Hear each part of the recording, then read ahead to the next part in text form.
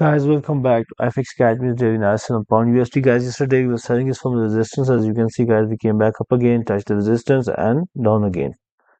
So today, guys, we are going to side with the buyers.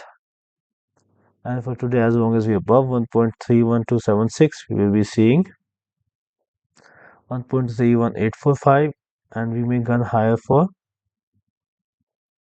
1.32189 as well. And OV and the 4V, guys, we break below 1.31276 only, guys, then I start selling. So above this I keep on buying, below this, guys, I start selling, and my bearish target would be small. uh, Actually, it won't be small because that would okay, I'll just keep it. I'll just give one bearish target, not two anyways. So my target would be 1.30812. Wishing you guys the best of luck. Hope you guys make money trading this pair, and see you guys tomorrow.